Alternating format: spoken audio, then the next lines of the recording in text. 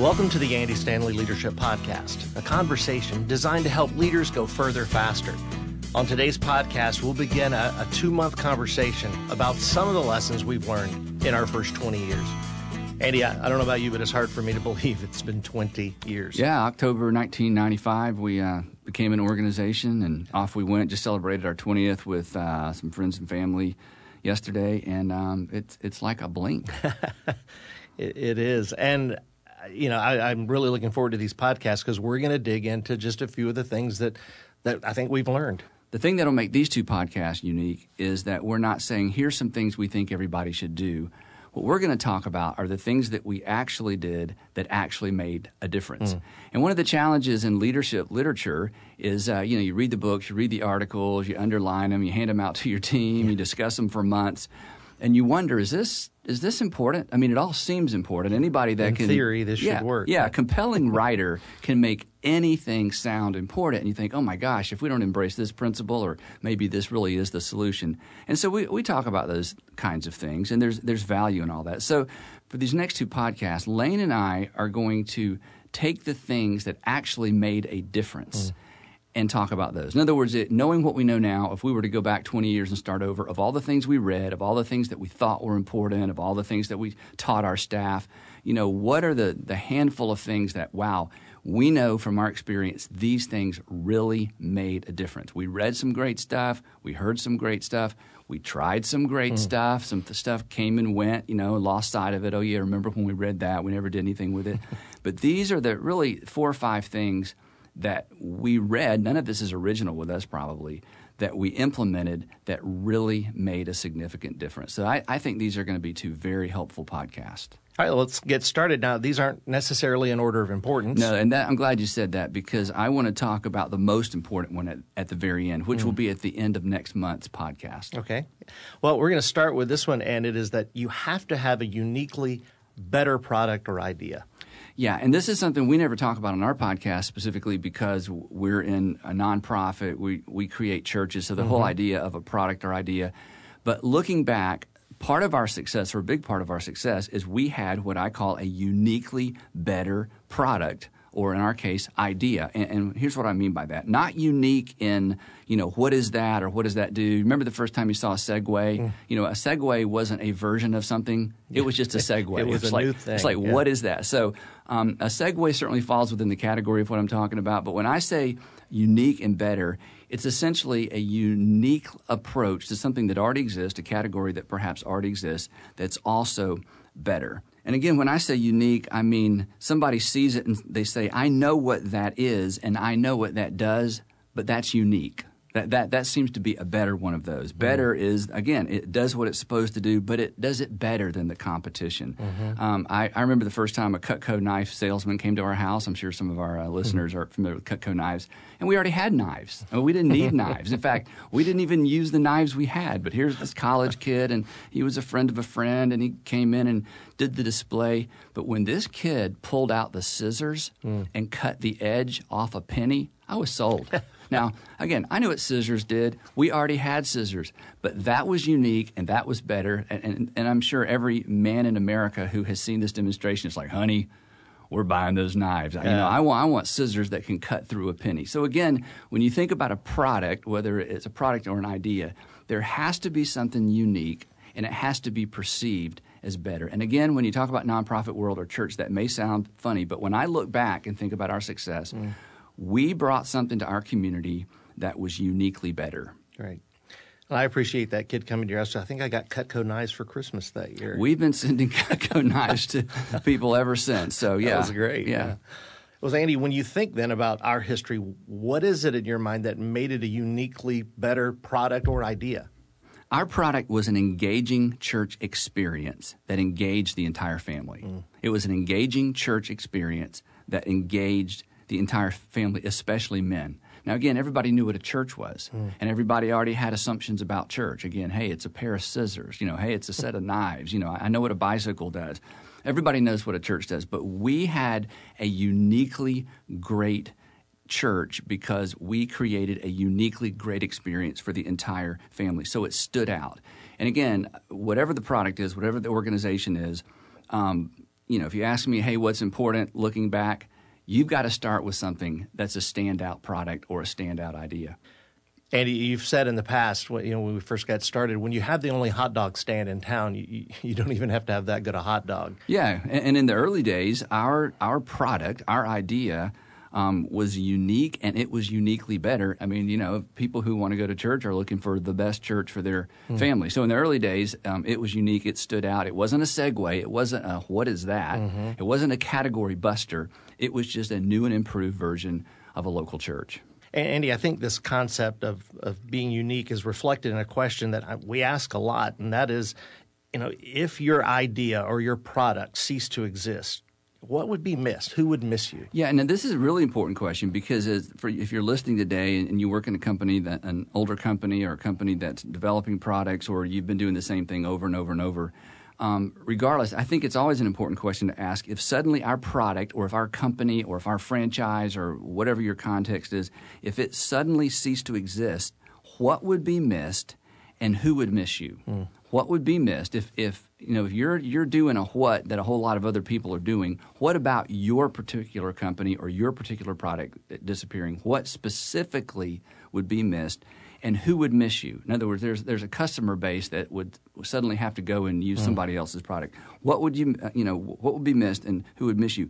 Because our answers to those questions point to our unique contribution to our space, or our lack of a unique contribution to our space. If nobody would miss your product, or nobody would miss your business or your franchise or your location, that tells you something. But if you can answer the question, well, I'll tell you what would be missed in this space, or I'll tell you who would miss us, then that gives us the opportunity to narrow the focus to what we really need to focus on and who we need to focus on, because essentially that's not just a customer base, that really points to our uniqueness in that particular space.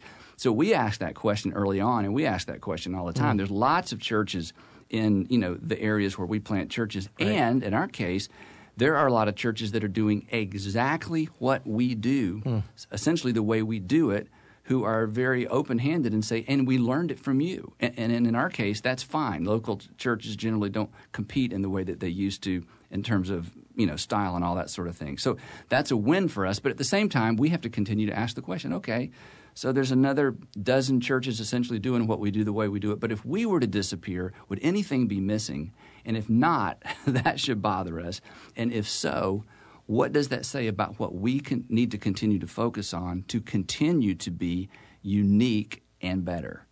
So then your uniqueness then is really your marketing leverage. Yeah, going forward, and we didn't know that. Again, when we started that, this wasn't even about marketing something. Looking back, we had a unique offering that marketed itself. We were the only one in town. If this is what you were looking for, we were the only one. But going forward now that there's other people doing what we do, just like in the marketplace, there are very few unique products. There are versions of things that everyone knows about. Yeah. A way to discover marketing leverage is to ask those questions. What would be missing? Who would miss us?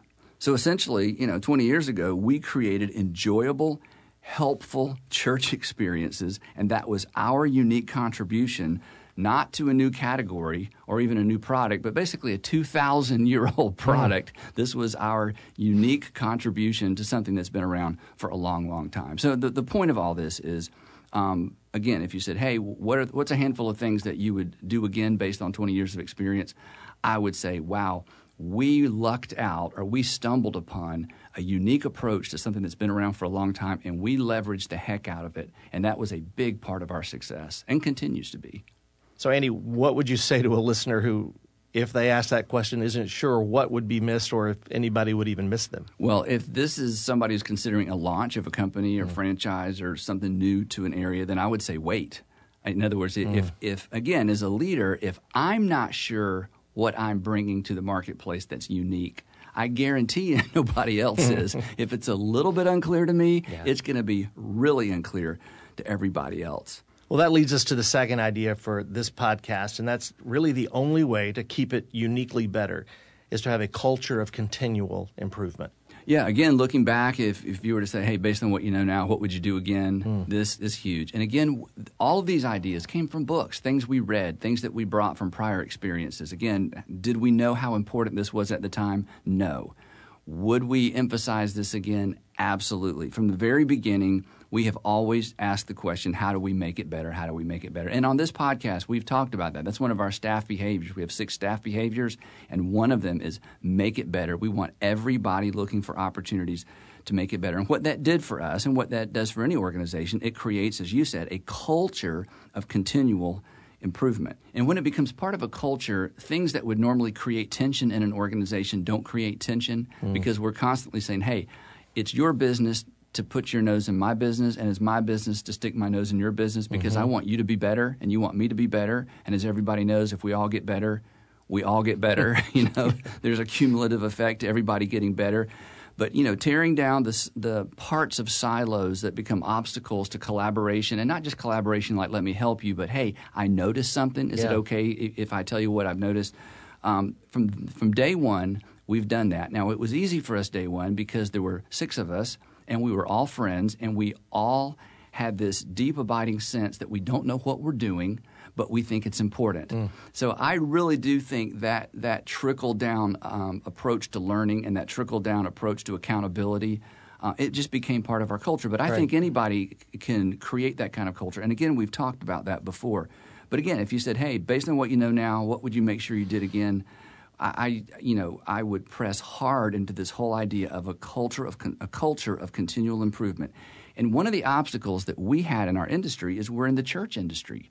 And there is resistance to change in church.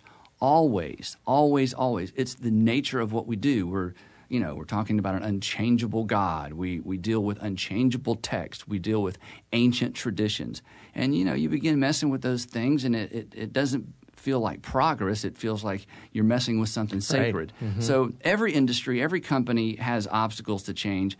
We do as well, and ours are unique. But from day one, we decided, no, we're going to decide what's unchangeable, and then we are going to be open to changing everything else because improvement requires change. And if there's obstacles to change, there's obstacles to improvement. And one day you wake up and you don't have a better product and you don't have anything unique to offer your community. Andy, as you said, this was a lot easier when there were 6 of us in a room. We held each other accountable. As you said, we were friends. We knew each other. How has this been sustained over 20 years and now several hundred people involved? Yeah, several hundred people in various locations. Right. Well, you have to formalize it. And one of the things we've talked about before is this rhythm that we've created organizationally of orchestrating and evaluating, orchestrating and evaluating. Orchestrating answers the question, how do we do it here? We stole that from Michael Gerber's book, The E-Myth Revisited, or The E-Myth.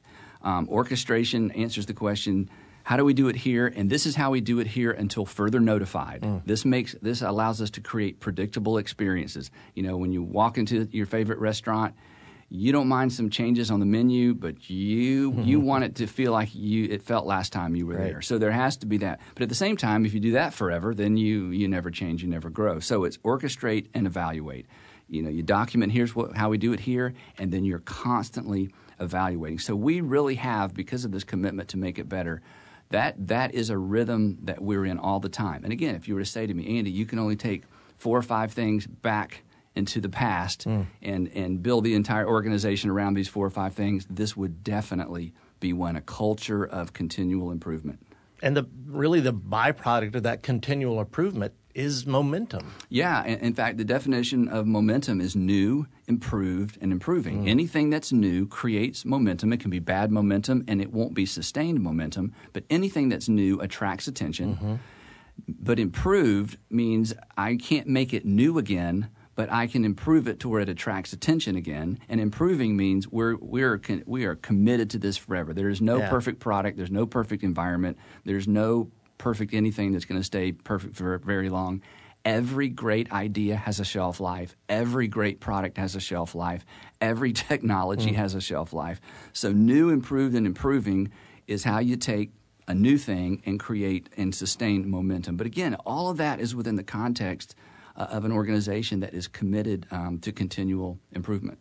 Along the same lines, Lane, I've heard you, when you've done training, say that if it's worth doing, it's worth evaluating. I think that's a great statement because we don't do anything that we don't think is worth doing, but we all, nobody loves to be evaluated. Right. I mean, I don't like to do evaluations one-on-one. I don't like to be evaluated. I don't want my messages to be evaluated, but I'm never going to get any better. Yeah. So I think that's a great idea, and it certainly is a statement that supports the idea of continual improvement. If it's worth doing, it's worth evaluating. Absolutely. I mean, it's like both of us heard Howard Hendricks teach us in grad school that practice doesn't make perfect, it makes permanent, but that it's evaluated experience that makes us better. Yep. So the importance of a culture of continual improvement. And experience just creates a rut. Exactly. Andy, there's an analogy that just permeates our organization about what happens if you don't have this culture of continual improvement. Talk about that.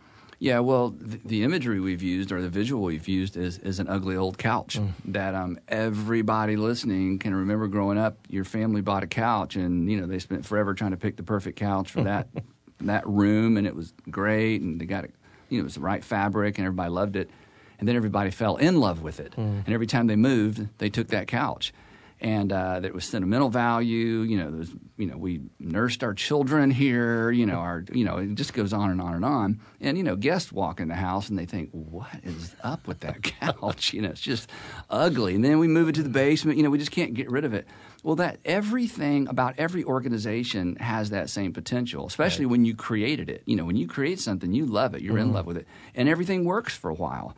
So we're constantly asking the question, where are the old couches? Where are the things that we've gotten so accustomed to seeing? What are the habits or the practices we are so accustomed to doing? We don't even see them anymore, because that's what happens with ugly furniture in a house. The person that lives there does not see it.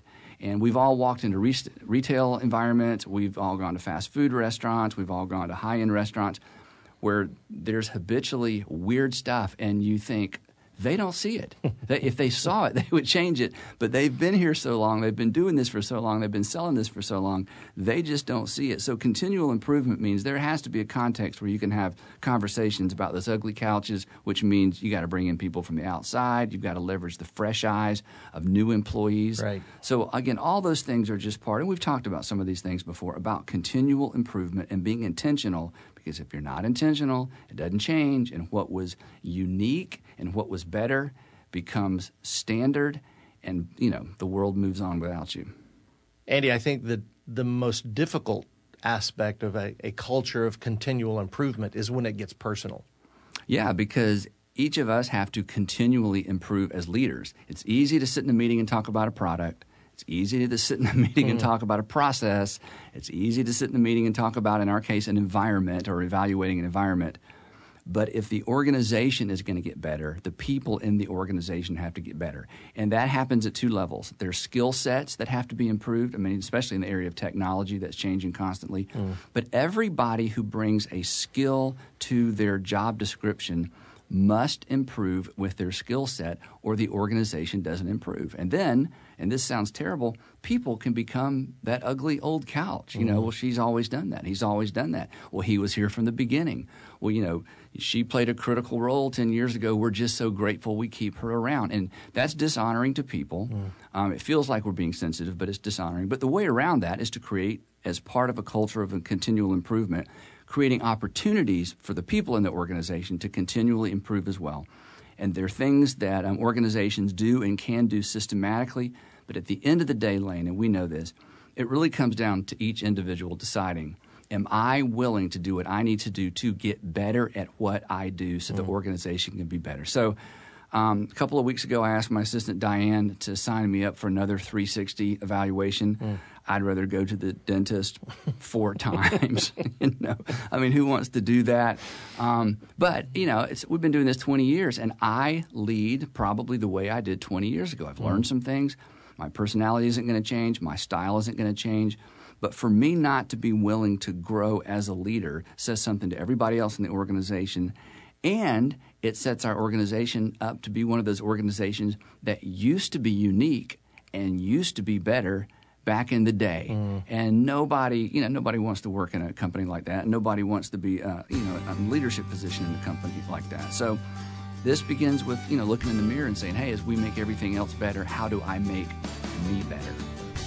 Well, Andy, I think that's a great place to stop in this first installment of things that we've learned in our first 20 years. And thanks for your time today. And I want to say thanks to our listeners and for joining us as well. To hear more from Andy on leadership, please visit andystanley.com.